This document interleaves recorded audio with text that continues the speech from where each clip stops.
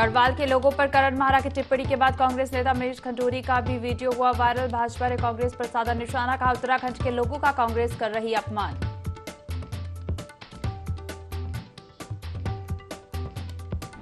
दो 2016 स्टिंग मामले में हाईकोर्ट में सुनवाई। पूर्व सीएम हरीश रावत ने सीबीआई जांच को दी चुनौती। हरीश रावत के वकील आज रख सकते हैं अपना पक्ष।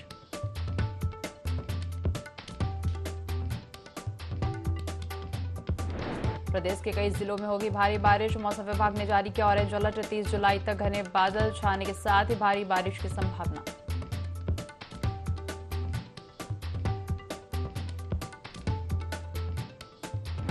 हल्द्वानी के चर्चित अंकित हत्याकांड में फरार सभी आरोपियों को पुलिस ने किया गिरफ्तार। पश्चिम बंगाल के मालदा से नौकर और नौकरानी को किया गिरफ्तार। हत्या की साजिश में शामिल थे दोनों।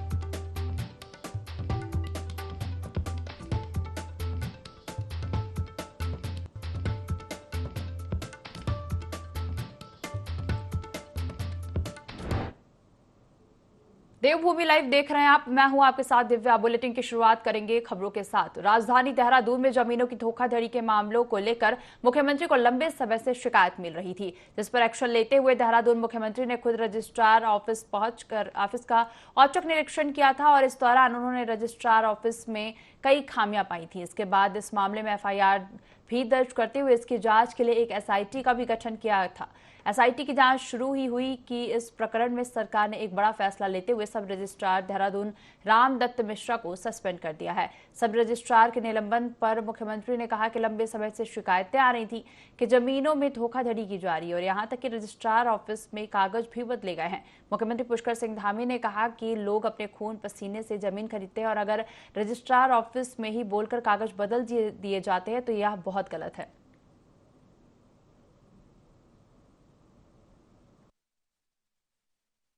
बड़े गिरोह के रूप में और कई जगह पर जो रजिस्ट्री वाले रजिस्टर हैं, उन रजिस्टरों में कई जगह पर शिकायतें आई हैं कि उसके पन्ने बदल दिए गए हैं और जो असली जो उसका मालिक है उसका सारा डिटेल ही उसके अंदर से गायब कर दिया गया है। इसलिए इसमें एसआईटी का गठन किया है, एक उच्च स्तरीय कमेटी बनाई है और मैंने स्वयं जाकर वहां पर देखा है। इस पर हम कड़ी कार्रवाई करेंगे, जिससे कि उत्तराखंड के अंदर जो अपना अच्छे तरीके से रहने वाले लोग हैं, जिनकी अपनी जमीनें हैं, अपना पुराना जायदाद है, उस पर किसी प्रकार का कोई संकट ना आए, उन पर मन में किसी प्रकार का संदेह न हो, वो निश्चिंत होकर यहाँ रहें, इसकी व्यवस्था हम सुनिश्चित कर रहे हैं।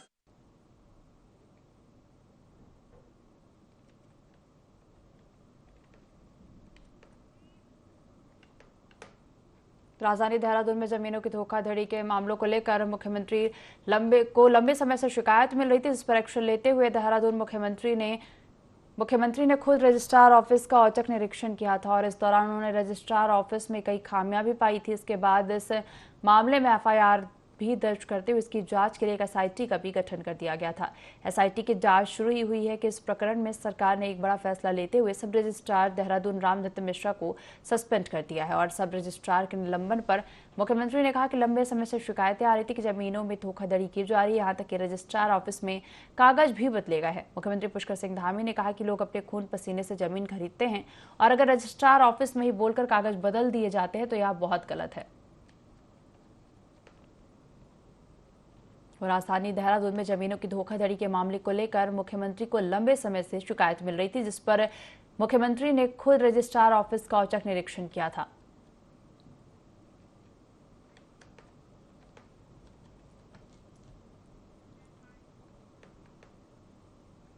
उत्तराखंड में लोकसभा चुनाव से पहले धामी सरकार ने बड़ा फैसला लिया है। इसके तहत राज्य योजना आयोग को समाप्त कर दिया है। अब प्रदेश में नीति आयोग की तर्ज पर state institute for empowering and transforming Uttarakhand Setu का गठन किया गया। इसको राज्य के राज्यपाल ने भी मंजूरी दे दी है। बता दें कि हाल ही में धामी कैबिनेट ने इसके प्रस्ताव को मंजूरी दी थी, जिसके बाद सचिव आर मीनाक्षी सुंदरम ने इसके आदेश जारी कर दिए हैं। सेतु प्रदेश सरकार की नीति और नियोजन में थिंक टैंक की तरह काम करेगा। इसके अध्यक्ष मुख्यमंत्री होंगे, साथ ही नियोजन मंत्री, उपाध्यक्ष और 3 सलाहकार भी नियुक्त होंगे और इसके साथ ही मुख्य कार्यकारी अधिकारी भी नियुक्ति खुले बाजार से होगी। 6 सलाहकारों की नियुक्ति आउटसोर्स या फिर खुले बाजार से होगी। वहीं विपक्ष ने सेतु आयोग बनाए जाने पर सवाल उठाए हैं। नीति आयोग बनाया गया है, योजना आयोग का नाम बदल के। विभाग वही है, योजना आयोग को नीति आयोग, क्योंकि स्टैंप लगाने की हमारा है। पलायन आयोग का नाम बदल दिया गया, लेकिन आज भी 6000 गांव बिना सड़कों के हैं और रोज 200 के आसपास व्यक्ति गांव छोड़ के जा रहा है हर 24 घंटे में। उसी तरीके से मैं पूछना चाहता हूं सरकार से, सेतु आयोग बनाने की क्या जरूरत थी? आपके पास ऑलरेडी है, ब्रिज डिपार्टमेंट है आपका। आपने एक सेफ्टी ऑडिट कराया था आज से 1 साल पहले, 36 पुलों को खतरा बताया था, ये पुल भी उसमें सम्मिलित था जो टूटा है कोटद्वार में। तो आपने 1 साल में क्या किया, क्यों नहीं किया? अपनी नाकामी को छिपाने के लिए आप नई नई चीजों का गठन, नए नए नामकरण कर रहे हो, ये नहीं चलेगा। देहरादून के गांधी पार्क में कारगिल विजय दिवस पर कार्यक्रम का आयोजन किया गया, जहां मुख्यमंत्री पुष्कर सिंह धामी ने कारगिल शहीदों को श्रद्धांजलि अर्पित की और इस दौरान उन्होंने कारगिल शहीदों के परिवारजनों को भी सम्मानित किया। इस बीच उन्होंने घोषणा की कि पिथौरागढ़ में एक अतिरिक्त जिला सैनिक कल्याण कार्यालय खोला जाएगा, जिसमें सैनिकों की देखरेख सैनिक कल्याण विभाग के द्वारा की जाएगी।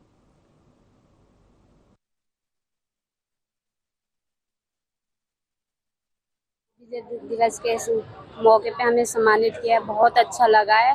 मैं सरकार से यही कहना चाहती हूँ कि सब हमेशा ऐसे ही सम्मानित करें, जब तक हम हैं तब तक करें, पर हमारे बच्चों को भी याद रखें। हमारी सरकार ने अभी ये बोला है कि एक बच्चे के लिए, परिवार के एक बच्चे के लिए नौकरी है, होनी चाहिए। ये पढ़ाई के हिसाब से, एजुकेशन के हिसाब से वो लागू होनी चाहिए। ये नहीं है कि भाषणों में ही चले गया, वो जरूर लागू होनी चाहिए, जिससे हमारे बच्चों का भविष्य बन सके। उत्तरकाशी में लोगों ने कूड़ा निस्तारण केंद्र पर हंगामा किया। स्थानीय लोगों ने नगर पालिका के खिलाफ जमकर नारेबाजी करते हुए कहा कि कूड़ा निस्तारण के नाम पर नगर पालिका धोखा दे रहा है, जिससे जन भावनाओं के साथ खिलवाड़ हो रहा है।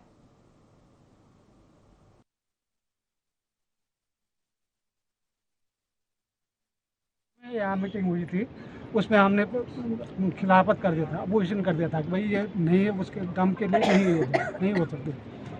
मैंने कहा अगर बन भी गया है तो यहाँ पर कई चीज़ें बढ़ सकती थी। नगर पालिका, इन्होंने बोला कि नगर पालिका की जगह है, नगर पालिका की जगह को उठा के ले जाए नगर पालिका, अपने घर में ले जाए उठा के, जगह को तो नहीं उठा सकता ना।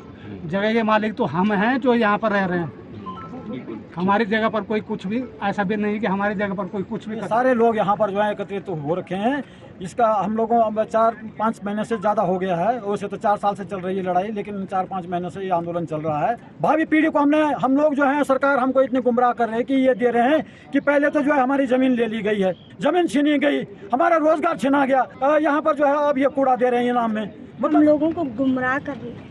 स्पष्ट बात तो ये है, किसी से भी गलती हो सकती है। अगर गलती हो गई तो 2-4 लोग तो जगह बेच नहीं सकते हैं, किसी को अधिकार नहीं है, इतनी आम जनता है। शासन प्रशासन के साइन भी नहीं है उस पे, ये रातों रात जाते हैं और साइन करवा के लाते हैं। किसकी मनमानी चल रही? 2-4 लोगों की मनमानी नहीं चलेगी यहाँ। हमारे साथ कम से कम 2,500-3 हजार लोग पीड़ित होंगे इससे, कचरे से। जनप्रतिनिधि हो, कोई हो, शासन प्रशासन हो, किसी को कोई मतलब नहीं। मरे बचे तो इनकी कहाँ से मनमानी। मुहर्रम की तैयारियों को लेकर पुलिस प्रशासन ने स्थानीय जनता के साथ बैठक ली और सड़क, बिजली, पानी और साफ सफाई की व्यवस्था को चाक चौबंद करवाने के निर्देश दिए। इस मौके पर एसपी सिटी हरबंस सिंह ने क्षेत्र में शांति माहौल बनाए रखने की अपील की और ट्रैफिक व्यवस्था को लेकर लोगों से बातचीत कर रूट निर्धारण किया। वहीं पार्षद ने सड़कों के सुधार की मांग की और कहा कि क्षेत्र में अराजक तत्वों पर नजर रखी जाएगी। के विषय में आज बैठक हुई है, जिसमें प्रशासन के सभी लोग यहाँ मौजूद थे। चेयरमैन साहब भी थे, सिटी मजिस्ट्रेट साहब थी, थाना अध्यक्ष थे। सब ने यही मतलब निर्णय लिया गया है कि शांतिपूर्वक ये त्यौहार मनाया जाए। जिस रोड से मुहर्रमदारी उठती है उसके गड्ढे भरे जाए, पेड़ों की लोपिंग करी जाए, बिजली के तार सही करे जाए। यही विषय के बारे में आज मीटिंग हुई। जो सड़कें खराब हैं उनको पहले भरा जाए, बाकी जो ट्रैफिक में जो रोड पे गाड़ियां खड़ी रहती हैं उनको हटाया जाए, और जिस रोड से जो हमें आदेश मिले हैं, जिस रोड से मुहर्रम निकालने हैं उसी रोड से निकलेंगे। और 10 बजे तक का समय दिया गया है ढोल साथे बजाने का, और मैं प्रशासन का आभारी हूँ। हमेशा ये चलता आया है, आज तक कोई ऐसी बात हुई नहीं है और उम्मीद करते हैं आगे कोई ऐसी बात होगी भी नहीं। मुहर्रम के पर्व को लेकर यहाँ पर मीटिंग ली गई है और सब लोगों को अवगत करा दिया गया कि उनके द्वारा क्या क्या किया जाना है। सबको सख्त निर्देश दिए गए कि 10 बजे के बाद किसी प्रकार का ध्वनि प्रदूषण ना हो, ताजियों की हाइट 12 से 14 फुट से ज़्यादा ना हो, ताकि किसी प्रकार की कोई समस्या ना हो। यहाँ के जो नागरिक हैं उनको द्वारा अवगत कराया गया है कि यहाँ पर कई रोड पे गड्ढे हैं। तो एएमएनए को, जो नगर निगम के एएमएनए, उनको अवगत करा दिया गया। उन्होंने गड्ढे भरने की अनुमति कहा है कि गड्ढे भर दिए जाएंगे। जो आगामी त्यौहार है हमारा मुहर्रम का, उसको लेकर आज यहाँ पर एक बैठक मंडीपुरा थाने के अंतर्गत की गई है, जिसमें सभी क्षेत्र के लोग यहाँ पर मौजूद थे। और इनके द्वारा जो हमारे जो मुहर्रम के जुलूस का जो रूट होता है, उस पर जो जो व्यवस्थाएं करानी है, उसके लिए संबंधित विभाग को निर्देशित किया गया है। जहाँ जहाँ गड्ढे हैं उन गड्ढों को भरवाने के लिए इसमें आदेशित कर दिया गया है। साथ ही जो स्ट्रीट लाइट वगैरह लगती हैं और जो बिजली के तार जो ढीले हो रहे हैं, उसके लिए विभागों को निर्देशित कर दिया गया है कि जो भी तार लूज हैं उसको तत्काल सही करा लें। और पानी की व्यवस्था के लिए भी कर दिया गया है, साफ सफाई के लिए कर दिया गया है। समस्त तरीके की व्यवस्थाएं जो रूट के लिए चाहिए वो सुनिश्चित कराने के लिए आदेशित कर दिया गया। हरिद्वार के जिला आबकारी अधिकारी प्रभा शंकर मिश्रा अवैध कच्ची शराब बनाने वालों पर लगातार शिकंजा कस रहे हैं। जिला आबकारी अधिकारी प्रभा शंकर मिश्रा के दिशा निर्देश पर आबकारी विभाग की टीम लगातार कच्ची शराब पर कार्रवाई करती नजर आ रही है। तो वही कच्ची शराब को बनाने वाले लाहन को भी नष्ट किया जा रहा है। आबकारी विभाग की टीम ने ग्राम सहदेवपुर में छापेमारी करते हुए 40 लीटर कच्ची शराब और 3000 लीटर लाहन नष्ट किया।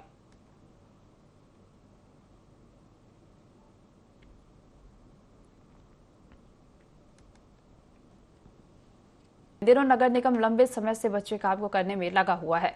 मेयर डायरेक्टर जोगेंद्र पाल सिंह रौतेला खुद वार्डों में जाकर लंबित कार्यों का जायजा ले रहे हैं। रोजाना मेयर निगम अधिकारियों के साथ बैठक कर रहे हैं और जनता दरबार लगाकर समस्याओं को सुन तुरंत उसका समाधान भी कर रहे हैं। मेयर का कहना है कि स्ट्रीट लाइट की समस्या सबसे बड़ी है और इस कार्य में तेजी लाई जा रही है। कार्यदायी संस्था को स्पष्ट निर्देश दिए गए हैं कि अगर समय से कार्य पूर्ण नहीं किए गए तो उसे ब्लैक लिस्ट कर दिया जाएगा। निगम क्षेत्रांतर्गत लगभग सभी कार्यों को नगर निगम करता है और उसकी समीक्षा भी समय समय पर करता है। आज चूंकि जनहित से जुड़े हुए मसले हैं, जनहित से जुड़ी हुई विषय समस्याएं हैं, उन समस्याओं का निराकरण नगर निगम अपने स्तर से करता है। जो निगम स्तर से नहीं होती उस स्तरों पर हम प्रशासन और शासन स्तर से उन कामों को कराते हैं। और लगभग सभी कार्य, चाहे वो पेयजल पुनर्गठन के हों, चाहे सीवरेज के हों, चाहे आपके पार्क्स के हों, चाहे विद्युत हो, स्ट्रीट लाइट हो, सभी अपने अपने तरीके से गतिमान है। और भी कार्य की दक्षता और कार्य संपूर्ण कभी नहीं होते, कार्य को दक्ष रूप से करने की कोशिश की जाती है। सितारगंज कोतवाली में आगामी त्योहार मुहर्रम को लेकर शांति बैठक रखी गई, जिसमें शहर के सभी धर्मों के वरिष्ठ जन शामिल हुए। क्षेत्राधिकारी ओम प्रकाश सिंह और तहसीलदार जगमोहन त्रिपाठी ने बैठक ली। मुहर्रम को शांतिपूर्ण संपन्न कराने को लेकर सभी ने अपने सुझाव दिए, जिन पर चर्चा की गई। 29 जुलाई को मुहर्रम का पर्व मनाया जाएगा, जिसे लेकर नगर पालिकाओं को साफ सफाई और बिजली विभाग को बिजली सप्लाई के लिए निर्देशित किया गया। इस तारीख का मुहर्रम मनाया जाएगा। इस संबंध में आज थाना प्रधान में मीटिंग की गई, जिसमें ताजिएदार और मौलवी साहब और सम्रान व्यक्ति, अन्य धर्मों के सम्रान व्यक्तियों को बुलाया गया, जिनसे बातचीत की गई, मीटिंग की गई। उनको ये बताया गया कोई नई परंपरा नहीं जा रही है और जिस रास्ते पर चलते हैं उसी रास्ते से जाएंगे और उसका ताजिए का जो है हाइट कम रखेंगे। उत्तरकाशी में लोगों ने कूड़ा निस्तारण केंद्र पर हंगामा किया। स्थानीय लोगों ने नगर पालिका के खिलाफ जमकर नारेबाजी करते हुए कहा कि कूड़ा निस्तारण के नाम पर नगर पालिका धोखा दे रहा है, जिससे जन भावनाओं के साथ खिलवाड़ हो रहा है।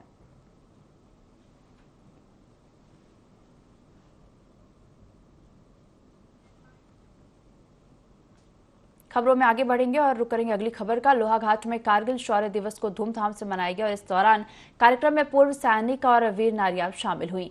भाजपा के पूर्व विधायक पूरन सिंह फर्त्याल ने तिरंगा फहराते हुए कार्यक्रम का शुभारंभ किया।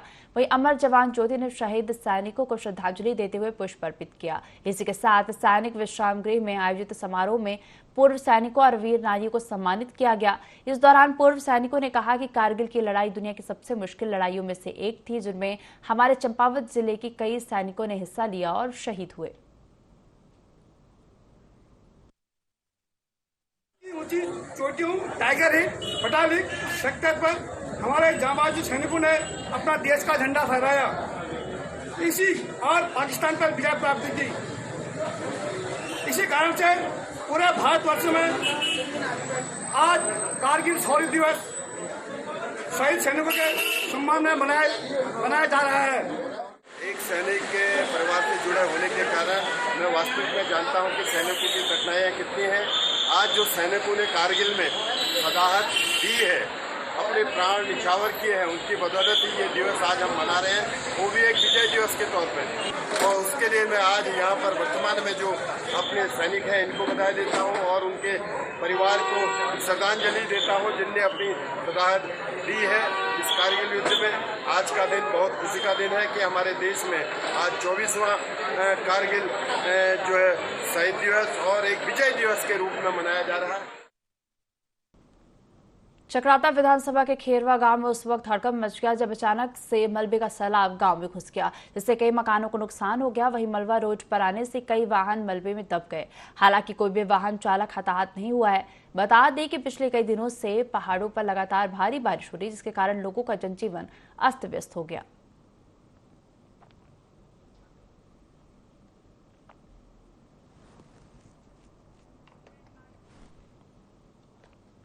कांग्रेस प्रदेश अध्यक्ष करण माहरा ने गढ़वाल के लोगों पर आज शोभनीय टिप्पणी का वीडियो वायरल होने के बाद अब कांग्रेस के वरिष्ठ नेता पूर्व गढ़वाल लोकसभा से प्रत्याशी रहे मनीष खंडूरी का बयान भी सोशल मीडिया में जमकर वायरल हो रहा है, जिस पर बीजेपी प्रदेश प्रवक्ता वीरेंद्र बिष्ट ने अपनी प्रतिक्रिया देते हुए कहा कि कांग्रेस हताशा निराशा में है, इसलिए इस तरह की बयानबाजी करके उत्तराखंड के लोगों का अपमान कर रहे हैं।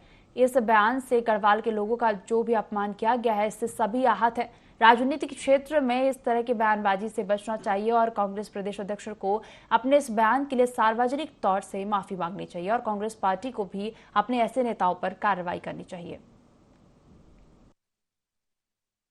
नेताओं को एक आदत सी पड़ गई है गाली गलौज करना, गढ़वाल के लोगों पर थोकने की बात करना।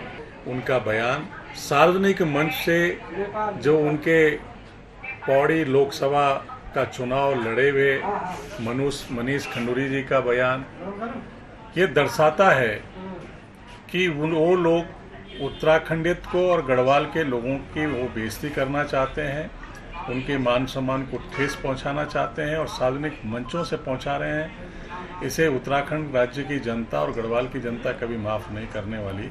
ये बहुत दुर्भाग्यपूर्ण टिप्पणी है और इस पर उनको सार्वजनिक रूप से माफी मांगनी चाहिए, बल्कि उनकी पार्टी को उनके खिलाफ कार्रवाई करनी चाहिए। अंकित चौहान हत्याकांड में फरार सभी आरोपियों को पुलिस ने 10 दिन के अंदर गिरफ्तार कर लिया है। माही के बाद उसके नौकर नौकरानी को बंगाल के मालदा जिले से गिरफ्तार किया। एसएसपी पंकज भट्ट ने बताया कि दोनों आरोपियों को बंगाल के स्थानीय कोर्ट में पेश कर पुलिस ने ट्रांजिट रिमांड भी हासिल कर ली। पुलिस ने पूछताछ के लिए हल्द्वानी लाई है। अंकित को कोबरा से डसवाने वाले मास्टरमाइंड माही और उसका प्रेमी दीप कांचपाल को पुलिस ने पहले ही गिरफ्तार कर लिया था। देवी और आपका राम अवतार जो दोनों फरार थे, इनके ऊपर 50,000 रुपये का इनाम घोषित किया गया था। इनको आपका रतवा थाना पड़ता है मालदा में, पश्चिम बंगाल में, वहाँ से गिरफ्तार किया गया, ट्रांजिट रिमांड पे लाया गया है। इसमें जब पूछताछ में ये चीज़ निकल के आई है कि घटना के फौरन बाद ये पाँचों पहले दिल्ली गए, दिल्ली से वापस बस से बरेली आए, बरेली से राम अवतार के गाँव पीलीभीत में पहुँचे, वहाँ से नेपाल बॉर्डर के ओर गए। तो उसके बाद ये वापस फिर बरेली आए और वहाँ से मालदा ट्रेन के माध्यम से पहुँचे हैं और इनका प्लान जो है बांग्लादेश जाने का था। उससे पहले ही टीम द्वारा इनको गिरफ्तार कर लिया गया। टीम द्वारा जो सराहनीय कार्य किया गया उसके लिए मेरी तरफ से 25,000 रुपये के इनाम की घोषणा। उत्तरकाशी जिलाधिकारी ने पुरोला तहसील क्षेत्र के गांवों का निरीक्षण किया और अतिवृष्टि से हुए नुकसान को लेकर प्रभावितों की मदद के लिए अधिकारियों को हिदायतें दी। इस दौरान जिलाधिकारी ने बड़कोट तहसील के गंगनानी पहुंचकर आपदा से हुए नुकसान का जायजा लिया, जहां करीब 21 से अधिक परिवार प्रभावित हुए हैं। जिलाधिकारी ने क्षेत्र में पुनर्निर्माण कार्यों और राहत कार्यों सहित खतरे की जद में आए मकानों की सुरक्षा के लिए जरूरी निर्देश दिए। बता दें कि इस दौरान जिलाधिकारी ने कस्तूरबा गांधी बालिका आवासीय विद्यालय का भी दौरा किया। अतिवृष्टि की घटना हुई थी, जिसके कारण नगर क्षेत्र में और आसपास के ग्रामीण इलाकों में भी उसका नुकसान हुआ, जिससे कृषि भूमि, लोगों के घरों में मलबा गया और सड़क पे भी अनेक स्थानों पे NH बंद रहा काफ़ी समय तक और उसके कारण यहाँ आने वाले जो यमुनोत्री के लिए श्रद्धालु हैं उनको भी काफ़ी परेशानी का सामना करना पड़ा। हरिद्वार के सुमन नगर क्षेत्र में एक महिला न्याय की गुहार लेकर एसएसपी कार्यालय पहुंची, जहां थाना पुलिस पर कार्रवाई न करने का आरोप लगाया। महिला अपने पति के खिलाफ रिपोर्ट दर्ज कराने पहुंची थी, जिसमें उसने बताया कि आरोपी पति महिला से शादी कर घर के कीमती सामान और जेवरात लेकर फरार हो गया, साथ ही दूसरी शादी कर ली। महिला क्षेत्र के सुमन नगर, चौकी, कोतवाली, रानीपुर अलग अलग थानों में शिकायत कर चुकी है, जहां उसे पुलिस की आनाकानी का सामना करना पड़ा। इससे तंग महिला एसएसपी के पास पहुंची और मामले में कार्रवाई की मांग की।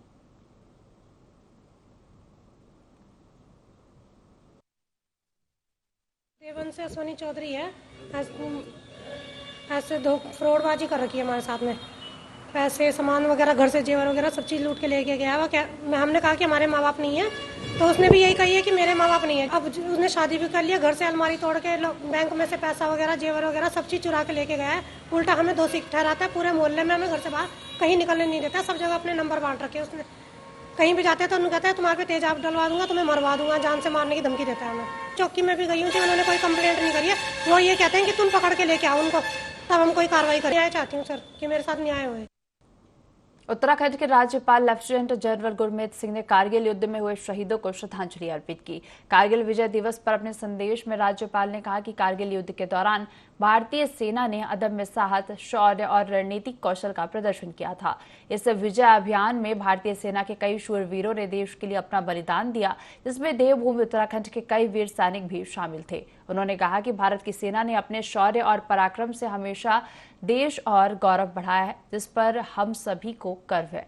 कारगिल युद्ध में 547 सैनिकों ने अपने प्राण न्यौछावर किए, तो वहीं उत्तराखंड का बलिदान भी भुलाया नहीं जा सकता, जिसमें कि 75 सैनिक उत्तराखंड से थे। और आगे कहा कि हमें उन्हें दिन रात याद करना चाहिए और जो भी शहीद हुए हैं उनके परिवारजनों को किसी भी तरीके की परेशानी न हो, इसके लिए निरंतर प्रयासरत रहना चाहिए। भारतीय ने हर उत्तराखंडी की तरफ से आज हमने अपने वीर जवानों को ट्रिब्यूट श्रद्धांजलि पेश की है। आज हम सब के लिए उन 547 शहीदों को याद करने का दिन है। मैं आप सबसे रिक्वेस्ट करूंगा कि कारगिल युद्ध को कभी भुलाना नहीं चाहिए। उत्तराखंड के हमारे परिवार से 75 सोल्जर्स ने अपने प्राणों की आहुति दी। जो भी कारगिल युद्ध के अंदर में इंजर्ड हुए थे, जहां हमारे शहीदों के जो परिवार हैं उनकी सेवा किस प्रकार करें, ये सबसे हमारी बड़ी ज़रूरत है। और मैं आज के दिन हम सब के लिए ज़रूरी है कि हम उन सब से मिलाप करें, उन सबको देखें कि किस प्रकार हैं, उनकी क्या मदद कर सकते हैं। बागेश्वर में कारगिल दिवस मनाया गया और इस मौके पर सुबह क्रॉस एंट्री, प्रभात फेरी और बाईपास मंडल सेरा से क्रॉस एंट्री दौड़ का आयोजन किया गया। तहसील परिसर में शहीद स्मारक स्थल पर जिले के सभी अधिकारियों ने शहीदों को पुष्प अर्पित करते हुए उनको याद किया। शहीदों के बलिदान को याद करते हुए वीर नारियों को भी सम्मानित किया गया। इस दौरान डीएम अनुराधा पाल ने कहा कि कारगिल युद्ध में जिले के 3 सैनिक शहीद हुए थे, जिनकी कुर्बानी को आज भी पूरा जिला याद करता है। इस बुलेटिन में फिलहाल इतना ही। आप बने रहिए IND24 के साथ। नमस्कार।